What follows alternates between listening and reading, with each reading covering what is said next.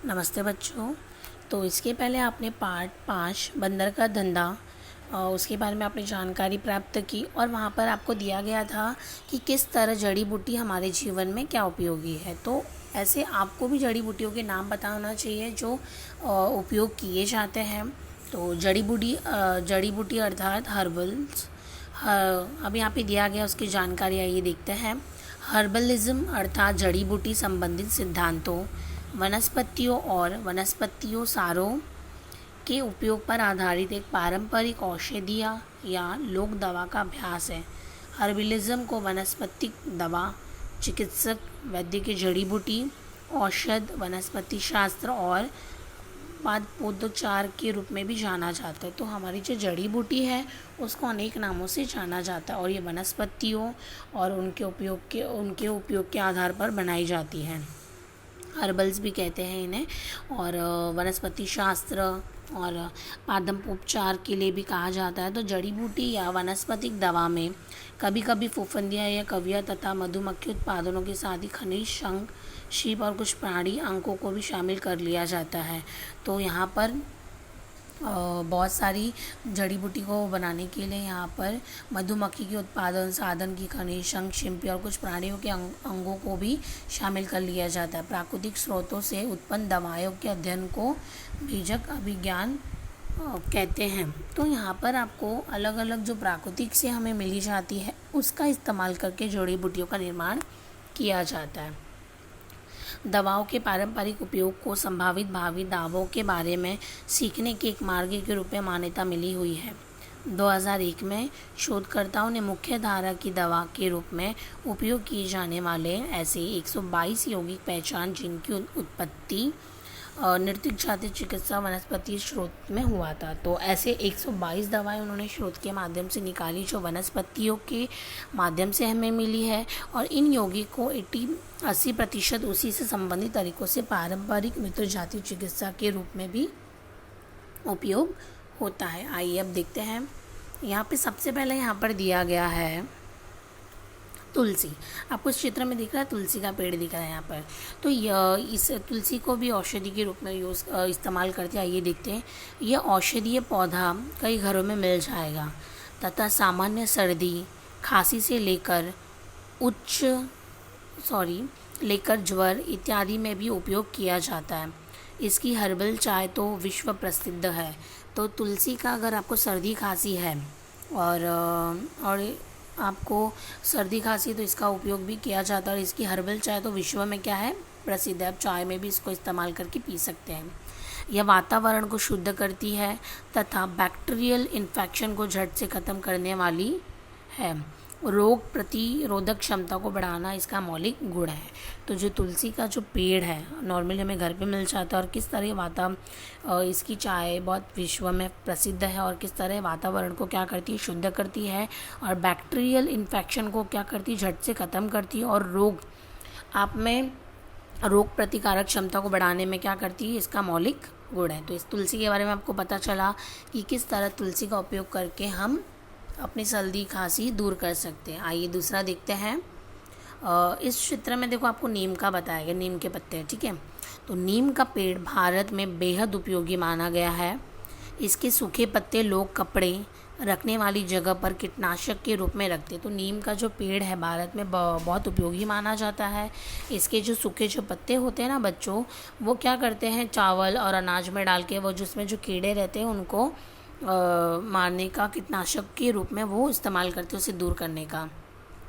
इसके अतिरिक्त किसी भी तरह के त्वचा रोग में इसका काढ़े और लेप का प्रयोग किया जाता है। अगर आपको त्वचा रोग है, मैंने आपको पहले बताया जैसे कि आपके पैर में फोड़ी फुंसी हो गई, स्किन पे कुछ है, तो आप नीम के पत्ते को अगर पीस कर अगर लगाते हो तो वो आपका दूर होने का लाभकारी होता है। और आपकी स्किन में भी काफ़ी स्नान के दौरान इसकी पत्तियों का प्रयोग बेहद लाभकारी होता है। अगर आप नहाते वक्त अगर पानी बॉईल करके नीम के पत्ते को रखते तो आपके शरीर में जितने भी दाग खुजलियाँ जो रहेगी वो क्या हो जाएगी, दूर हो जाएगी। तो देखा आपने किस तरह नीम का पत्ता हमारे लिए उपयोगी है। आइए देखते हैं आगे।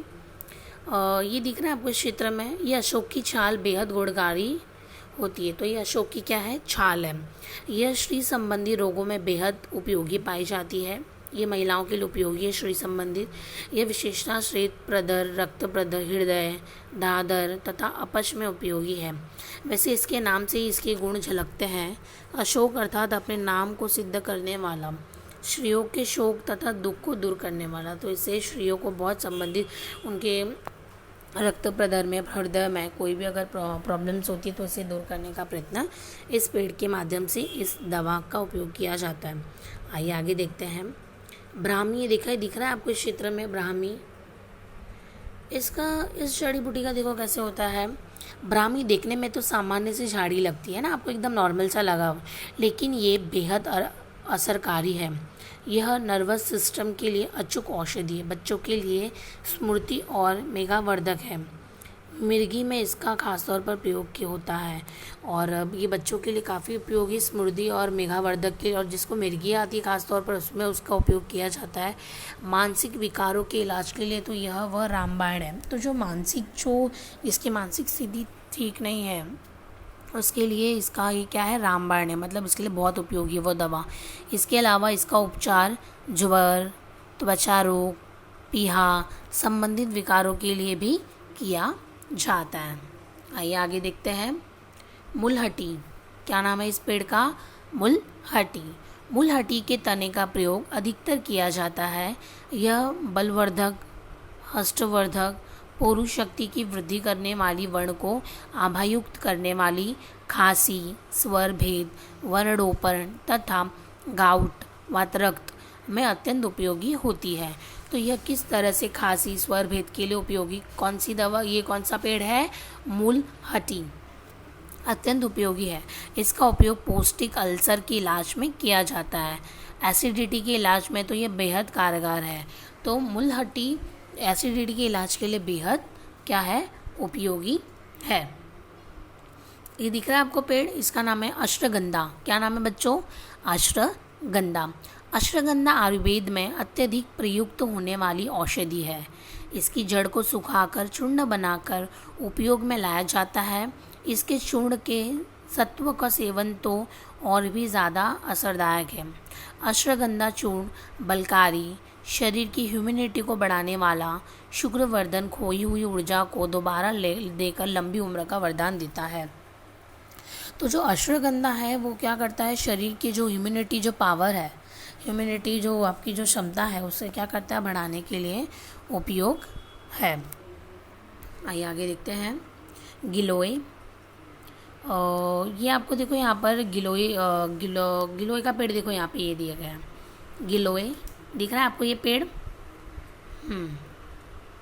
गिलोय अथवा अमृता अपने नाम से ही अपने गुण को दर्शाती है। यह एक बेल है जिसके तने से रस निकालकर अथवा तत्व बनाकर प्रयोग किया जाता है। तो इसका रस बनाकर इसका प्रयोग किया जाता है। देखते कैसे इसका प्रयोग किया जाता है। यह स्वाद में कड़वी लेकिन त्रिशोदशक होती है।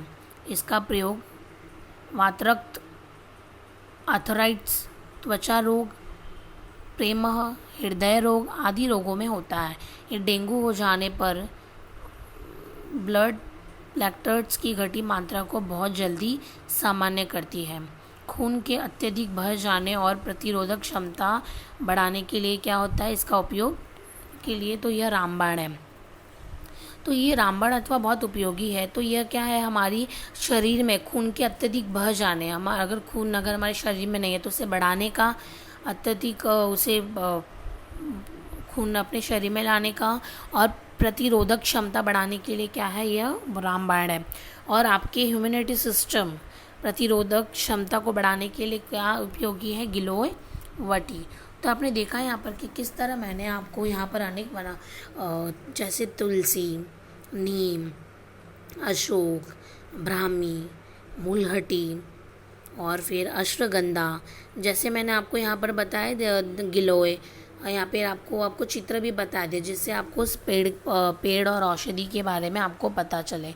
तो देखा आपने कि यहाँ पर किस प्रकार यहाँ पर अनेक औषधि पेड़ों का उपयोग करके हमारे लिए जड़ी बूटी बनाया जाता है और किस तरह हमारे लिए लाभदायक होता है। और फिर किस तरह तुलसी, नीम का उपयोग करके हम अपने घरेलू इलाज करके भी हम अच्छे हो सकते हैं, सर्दी खांसी कैसे दूर भगा सकते हैं। और फिर किस तरह नीम के पत्ते से त्वचा रोग को दूर करना, और फिर किस तरह से अलग अलग यहाँ पे देखो आपको मैंने बताया अशोक कि किस तरह ब्राह्मी, किस तरह मूलघटी, किस तरह अश्वगंधा के कार्य है और किस तरह से ये अपने जड़ी बूटियों का उपयोग करके बीमारियों को दूर करने का प्रयत्न किया जाता है। तो पार्ट 5 बंदर का धंधा आपको ये सारी जानकारी मैंने आपको दे दी और आपको अलग अलग जड़ी बूटियों के पेड़ पौधों के भी बारे में बताया ताकि आपको जानकारी अच्छे से हो सके। धन्यवाद।